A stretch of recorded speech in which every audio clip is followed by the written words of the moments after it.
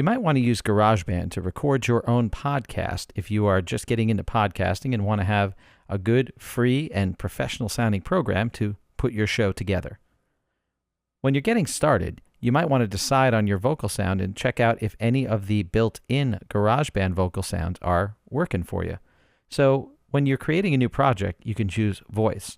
To be clear, this is not really a great choice every single time because it's always going to make like 20 voice tracks, each one with a different effect that you can try out.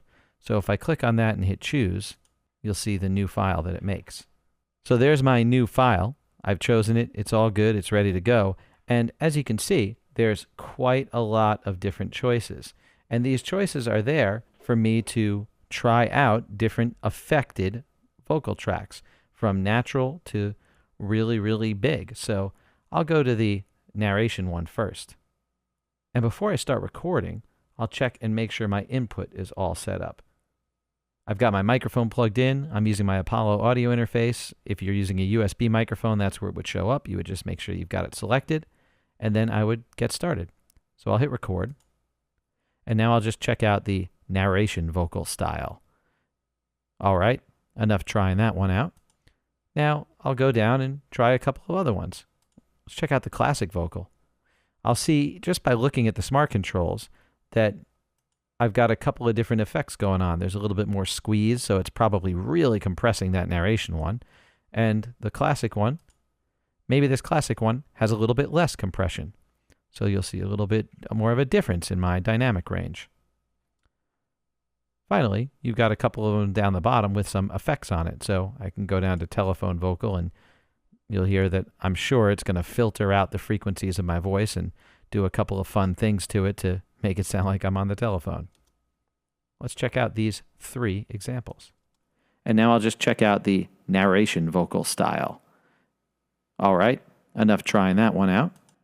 Maybe this classic one has a little bit less compression. So you'll see a little bit more of a difference in my dynamic range. I'm sure it's going to filter out the frequencies of my voice and do a couple of fun things to it to make it sound like I'm on the telephone. All right. Well, none of those are really well suited for my normal radio show thing, but it's good to know that I can click and drag and put these anywhere. It didn't record it that way. It actually recorded it all natural. If I move this up to the bright vocal track, you'll hear telephone effect is gone. I'm sure it's going to filter out the frequencies of my voice. And you can always have some of these sitting around for effect. So after your podcast is recorded, if you're like, oh, it would have been funny for that funny voice part to throw it on a monster sound, I'm sure it's going to filter out the frequencies of my voice. You can do this stuff after the fact. It's not messing with your audio. Once you've got your sounds picked out, you can close that up and make a new one. And when I'm working with a podcast situation, the first thing I'll do is I'll make my audio track. I only need to use a single input. I'm not using a stereo source. And I'm going to get out of viewing the measure paradigm because I don't need to see measures. I want to see time. My podcast is all about the time. So I'm going to click in the LCD screen and flip it over to time. And now I'm working purely in time. Now that I've got my time set up, I'm ready to tweak my vocal sound a little bit to try to get it to sound a little more natural. Instead of those effect crazy ones, I want to come up with a good, decent, natural vocal sound.